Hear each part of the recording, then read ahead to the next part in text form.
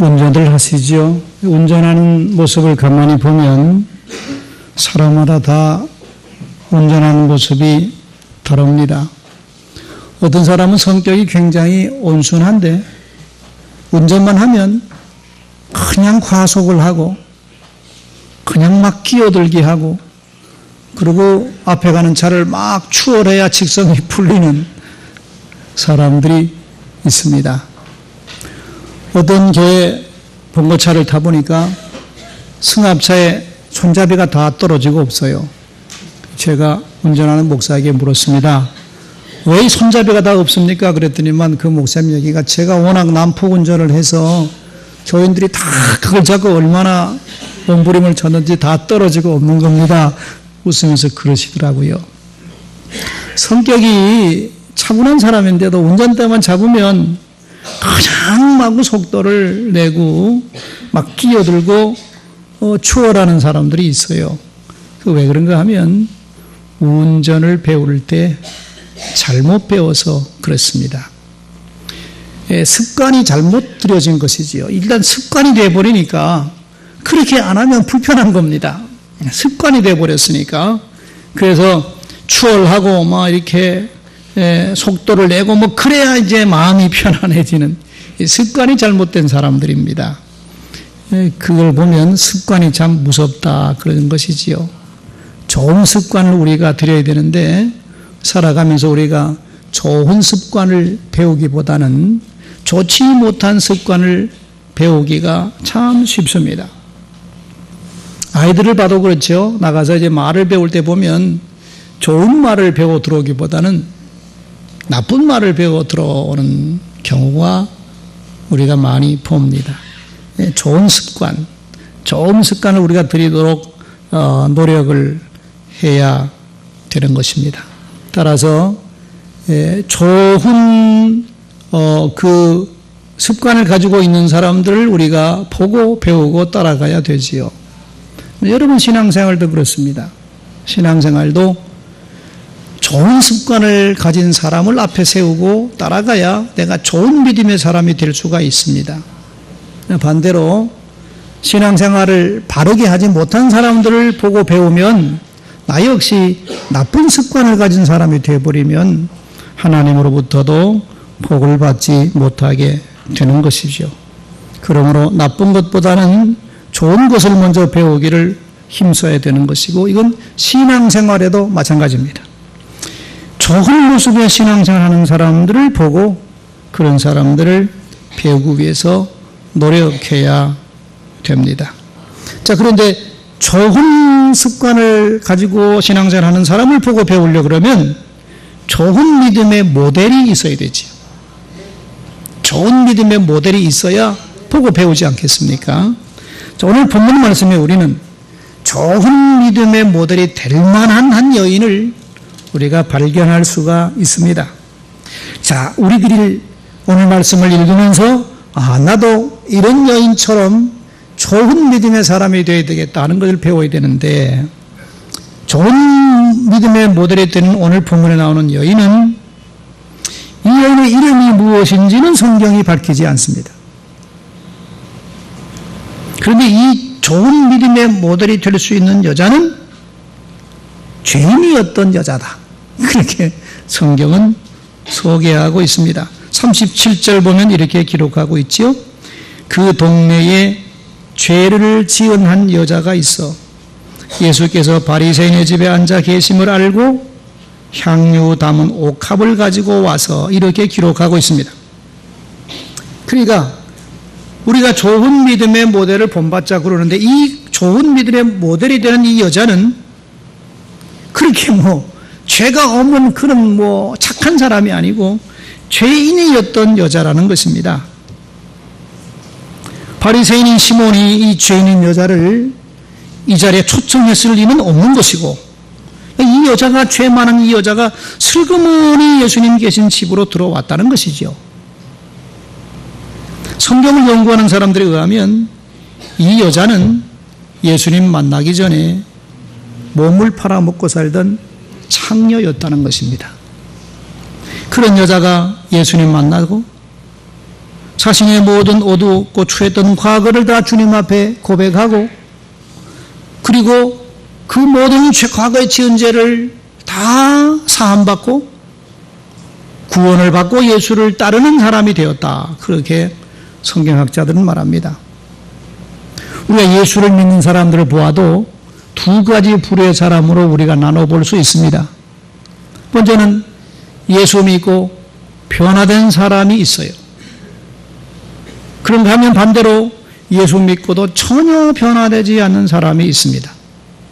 이 예수 믿고 살아가는 사람들 중에 우리가 두 부류로 나눠볼 수가 있어요. 베드로는, 사도 바울은 다 예수 믿고 사람이 180도로 변한 사람입니다. 삭개오도 그런 사람이고. 그러나 이와 반대로 예수 믿고도 전혀 변하지 않는 사람이 있습니다. 예를 들면 가룟 유다라 우리가 부를 수 있겠죠. 이건 오늘날도 마찬가지입니다. 예수 믿은 지 10년 되고 20년 되면 뭔가 좀 달라져야 되는 거 아닙니까? 생각하는 것도 달라지고, 예수 믿은 지가 10년, 20년 되면 행동하는 것도 좀 달라져야 되지 않아요? 그런데 10년, 20년 예배당에 나와 예배하고 설교 듣고 기도하는데도 전혀 변하지 않은 사람이 있습니다. 오랫동안 신앙생활 하다 보니까 집사도 받았겠지요. 권사도 됐겠지요. 그런데도 전혀 변하지 않는 사람이 있어요. 생각하는 것도 어떤 그렇게 20년 전이나 지금이나 똑같고, 행동하는 것도 똑같고, 말하는 것도 전혀 변화가 되지 않아. 이게 문제입니다, 여러분. 이렇게 되면 목회자가 얼마나 답답한지 몰라요. 뭔가 좀 예수를 믿으면 여러분 변화가 돼야 되지 않아요? 근데 전혀 변하지 않아요. 이러면 이건 심각한 문제가 있는 것이죠. 변화되어야 됩니다. 어떻게 변화되어야 되는가 하면 오늘 본문에 나오는 이 여인처럼 이렇게 예수 믿고 나면 변해야 돼요. 그럼 뭐가 변했습니까? 이 여인은 첫째로 이 여인은 예수를 믿고 나서 자신의 가장 귀한 것을 주님께 드리는 사람으로 변했습니다.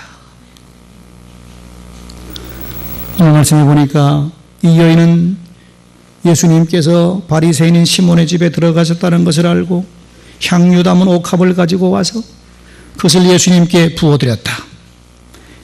요한복음 12장 3절에도 똑같은 사건이 기록되어 있는데 거기 보면 이 여인이 향유를 담은 옥합을 가지고 와서 예수님께 부어드렸는데 그 향유가 뭐냐 하면 순전한 나드 한 근이다. 그렇게 구체적으로 이 향유가 무엇인지를 설명해 놓았습니다. 자, 순전한 나드 한 근, 그래도 우리는 개념이 금방 안 들어오죠. 이걸 그 당시의 돈으로 환산하면 300데나리온 그럽니다. 300데나리온 들어도 우리가 무슨 말인지 이해가 안 돼요. 쉽게 설명을 하면 그 당시 한 데나리온은 하루의 품삯입니다. 하루에 나무집 일을 하면 주는 돈이 한 데나리온입니다. 그러면 300데나리온 되는 순전한 나드 한 근 향유라고 하면 이 여인이 거의 1년 동안 일하고 번 돈을 하나도 쓰지 않고 모아야 살 수 있는 향유입니다. 향유. 굉장히 비싼 향유죠. 그 향유를 이 여인은 예수님께 부어드린 것입니다. 그냥 부어드린 것만도 아니죠.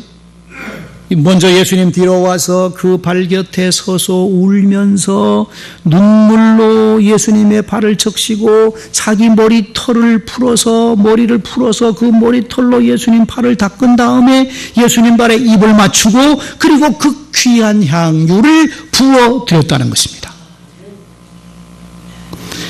왜 이렇게 한 겁니까? 이 비싼 것을 말이죠. 이 귀한 것을 왜 이렇게 한 겁니까? 예수님으로부터 받은 은혜가 있었기 때문입니다.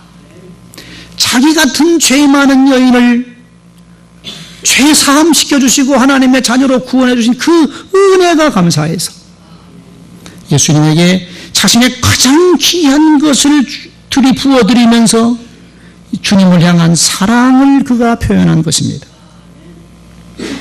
이런 모습을 보고 있던 예수님을 초청한 바리새인인 시몬은 이해할 수가 없었어요.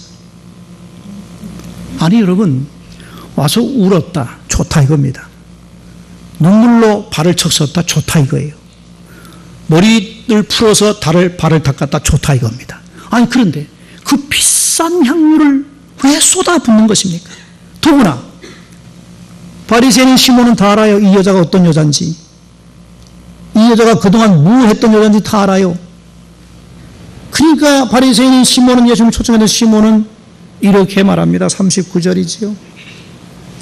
예수를 청한 바리새인이 그것을 보고 마음에 이르되 이 사람이 만일 선지자라고 하면 지금 자기를 만지는 이 여자가 누구며 어떠한 자 곧 죄인인 줄을 알았으리라. 그렇게 생각했다는 것입니다. 무슨 말이죠?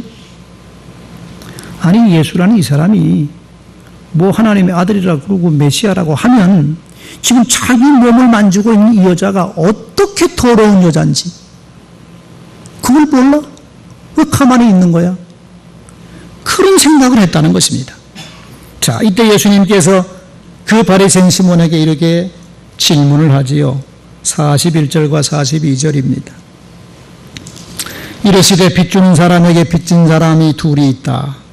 하나는 500데나리온을 빚졌고 또 한 사람은 50데나리온을 빚졌다.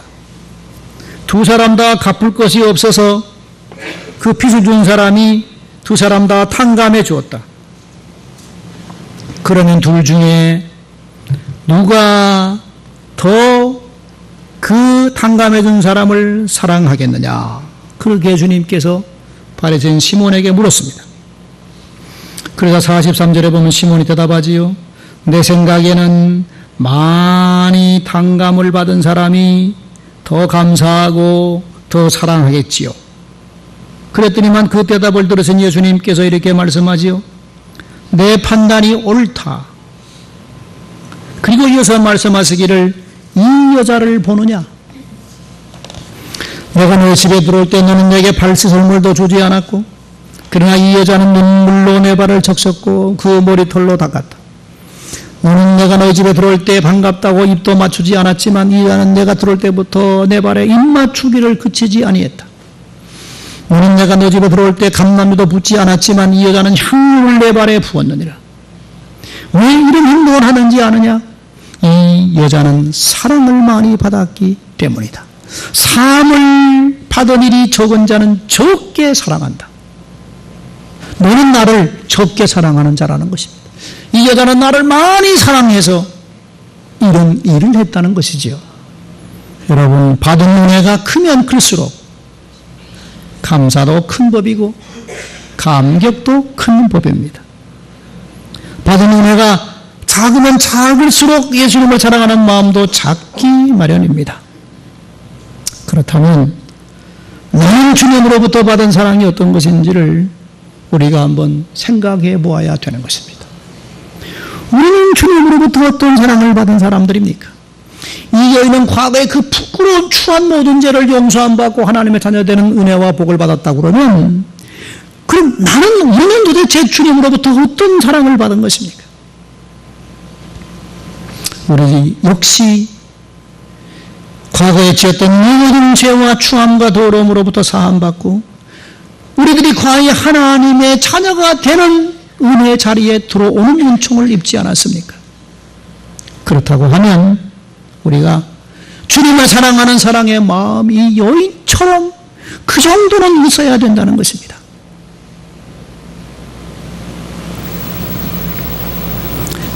우리가 강남절 끝자락을 보내고 있습니다. 다음 주는 성탄절입니다.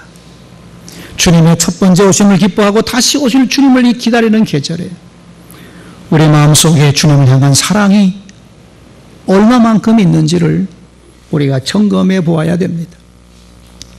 큰 사랑을 받은 이 여인이 이런 주님 앞에 자신의 가장 귀한 것을 쏟아 부어드리는 이런 좋은 믿음의 모델을 우리도 본받아 주님을 섬기고 주님을 따라가는 믿음의 사람들이 되어줘야 될 줄 믿습니다. 교회 나와 예배할 때마다 찬송 부를 때마다 우리 마음속에 내 마음속에 하나님의 은총에 대한 은혜에 대한 감사가 있어야 됩니다.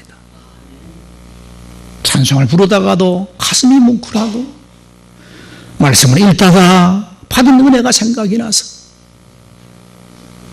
주님 앞에 다시 머리 숙여 감사하고 이런 감사와 감격 우리 마음속에 있어야 되리라 생각합니다. 주님께 무엇인가 더 드리고 싶은 마음이 있습니까? 주님을 위해서 무엇인가 하고 싶은 마음이 있습니까? 그러면 여러분은 주님을 지금 사랑하고 있다는 것입니다. 그러나 교회 나와 앉아서 예배드리면서도 주님은 떠오르지 않고 세상 생각만 왔다 갔다 하고 돈 생각만 왔다 갔다 한다 그러면 그런 사람은 주님을 사랑하는 사람이 아닙니다. 주님을 위해서 드리라 그러면 단돈만 원 드리는 것도 벌벌 아까워 떨면서 자기를 위해서는 몇십만 원짜리도 아깝지 않게 쓰는 사람이 있다고 그러면 이런 사람은 주님을 사랑하는 사람이 아닙니다. 본문에 나오는 이 여인은 자신의 가장 귀한 것을 주님께 부어드림으로 주님을 향한 자신의 사랑과 믿음을 고백했습니다.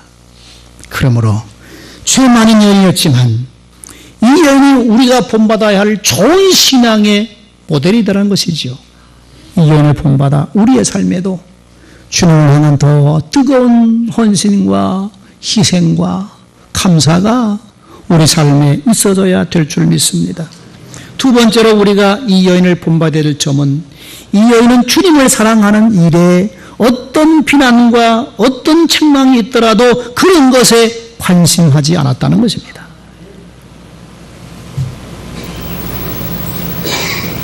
예수님을 초청한 바리새인 시몬은 이 여인을 죄인 취급했습니다. 그리고 그 행동을 못마땅하게 여겼습니다. 그러나 이 여인은 그런 바리새인인 시몬에 대해서 전혀 신경 쓰지 않았습니다. 같은 사건이 마태복음 26장 8절에 기록되어 있는데 이런 이 여인의 모습을 본 향유를 부어드리는 이 여인의 모습을 본 제자들이 화를 내면서 이 여인을 야단을 쳤습니다. 아니 그 왜 비싼 그걸 왜 그렇게 쏟아부어요? 팔아서 가난한 사람은 나눠주면 얼마나 좋습니까? 근데 그걸 왜 그렇게 쏟아붓는 것입니까? 제자들이 이 여인을 책망했습니다. 그리고 마가복음 14장 4절에 보면 어떤 사람들이 또 화를 내면서 왜 그렇게 비싼 향유를 쏟아붓느냐고 나무랐습니다. 이 여인을 칭찬하는 사람은 한 사람도 없었습니다. 모든 사람이 책망하고 비난했습니다. 그러나 이 여인은 그런 책망과 비난을 두려워하지 않았습니다. 자기가 받은 사랑, 그 은혜, 그것을 표현했을 뿐입니다. 남이야 뭐라 그러든 그런 것에 이 여인은 전혀 신경 쓰지를 않았습니다. 여러분, 우리가 신앙생활을 하면서 다른 사람이 주님을 위해서 좋은 일을 할 때 괜히 그걸 시비 걸거나 비난하거나 책망하면 안 됩니다.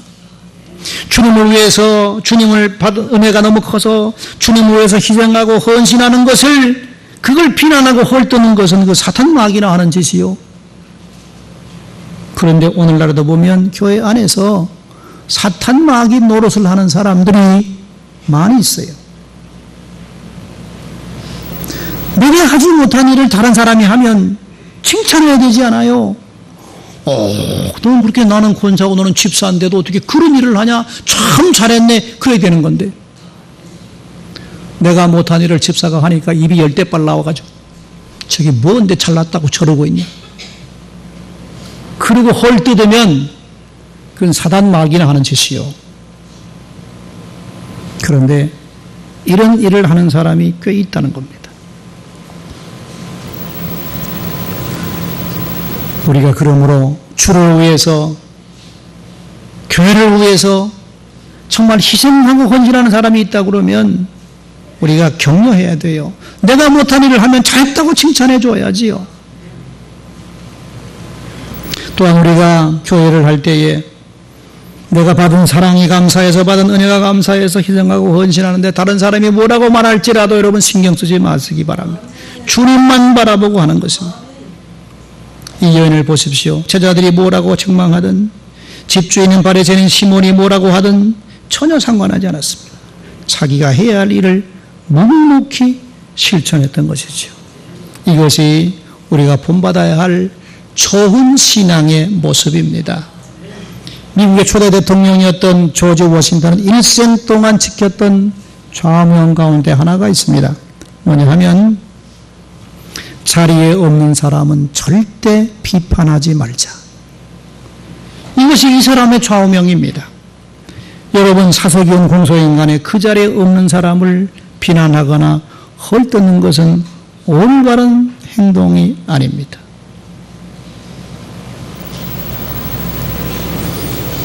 늘 불평과 불만만 하고 다른 사람을 비난하며 살아온 어떤 사람이 있었다는 것입니다. 이 사람은 완전히 늘 불평, 불만 군자입니다. 어느 날 그날 또 입에 거품 없는 채 다른 사람을 막 비난하고 있었는데, 듣고 있던 천사가 갑자기 나타나서 묻더래. 누구를 그렇게 비판하느냐? 그래서 이 사람이 천사에게 대답을 했답니다. 이렇게. 내가 우리 교회에서 제일 싫어하는 사람입니다. 그게 누군데? 저기 보십시오. 저 거울에 보이는 저 사람 꼴도 보기 싫습니다. 잘 보세요, 천사님. 저 욕심스러운 저 입을 좀 보라고. 독사 같은 저 눈을 보시고, 거들먹거리는 저 어깨를 좀 보시고, 욕심꾸러기 불룩 나온 저 배를 좀 보라고. 도둑고양이처럼 저게 아장아장 걷는 걸음도 난 보기 싫고, 아주 잘 보라고 저는 보기 싫다고 그랬더니만, 다 그 말 들은 천사가 그러더래. 거울 속을 잘 보시라고. 저 사람이 누구냐고. 저 사람이 바로 당신이구만. 여러분, 우리가 좋아하는 사람을 해쿵저쿵 말을 하면 안 됩니다. 더구나 주님을 위해서, 교회를 위해서 몸을 아끼지 않고 희생하고 헌신하는 사람들을 자꾸 동화의 입에 올리고 해쿵저쿵 말을 하거나 비난하지 마십시오. 이건 막이나 하는 것입니다. 그리고 누가 이런 말을 하더라도 우리는 그런 것에 전혀 관심 쓰지 말고 주를 위해서 해야 할 일들을 묵묵히 실천하는 이 여인 같은 믿음의 삶을 살아가시는 여러분들 되시기 바랍니다. 이렇게 예수 믿고 나서 완전히 변했더니만 주님께서 그 여인에 주신 축복이 무엇입니까? 50절에 기록하고 있지. 예수께서 여자에게 이르시되 네 믿음이 너를 구원하였으니 평안히 가거라. 그렇게 축복해 주었습니다. 이 여인은 주님으로부터 구원을 받았고 평안의 축복을 받았습니다. 여러분, 우리가 이 땅에 살아가는 동안 가장 받아야 할 귀한 축복은 무엇입니까? 그건 평안입니다. 우리는 돈을 많이 벌기를 바라고 있지만 여러분, 돈 많다고 마음에 평안이 오느냐? 그렇지 않습니다. 우리가 이 험한 세상 살아가는 동안 하나님으로부터 받아야 될 가장 귀한 축복은 평안의 축복입니다. 예수님께서 마지막 십자가를 지고 떠나기 전에 제자들에게 주신 축복도 무엇입니까? 평안의 축복입니다. 나의 평안을 너희에게 주노라. 내가 주는 평안은 세상이 주는 것과 같지 아니하니 너는 마음에 근심하지도 말고 두려워하지도 말라 말했습니다. 이 마음의 평안함, 하나님 주시는 마음의 평안이 있어야 이 거친 세상을 우리가 힘들지 않고 그리고 불안하지 않고 초조하지 않고 우리가 기쁨으로 살아갈 수가 있는 것입니다. 이런 축복을 어떤 사람이 받느냐? 바로 여인 같은 사람이 이런 평안의 축복을 받게 되어진다는 것입니다. 오늘 우리가 좋은 믿음의 사람, 여인의 모습을 우리가 함께 묵상하면서 우리는 내 자신의 모습을 돌아봐야 됩니다. 나는 주님 앞에 어떤 모습으로 살아가고 있느냐 하는 것을 우리가 돌아봐야 됩니다. 지금 우리는 강림절길 끝자락에 서 있습니다. 처음 오신 주님을 기뻐하며 다시 오실 주님을 기다리는 그런 절기입니다. 우리가 주님 앞에 섰을 때 부끄러움 없이 설 수 있도록 오늘 우리가 최선을 다하며 주를 섬기며 살아가는 믿음의 성도들이 되어져야 될 줄로 믿습니다. 그래서 여러분들에게도 하나님이 주시는 평강함이 마음속에 가득하시기를 주의 이름으로 축원드립니다. 기도합시다. 오늘 감사합니다. 불러주시고 우리의 허물, 우리의 지은 죄 모든 것을 하나님께서 기억하지 아니하시고 예수의 십자가를 믿는 믿음을 보시고 죄 없다고 인정하시고 하나님의 자녀 삼아주신 은총을 감사합니다. 이 땅에 살아가고 있지만 우리는 앞으로 죽으면 하나님 계신 나라 갈 사람들입니다. 얼마나 큰 은혜를 받은 사람들입니까? 이런 은혜를 받았으니 우리가 이 땅에 남은 생에 사는 동안에 오늘 누가복음 7장에 나오는 여인처럼 주님 앞에 귀한 것을 드리고 주를 위해서 충성하며 헌신하는 사람들 되게 하여 주시옵소서. 예수님 이름으로 기도드립니다. 아멘.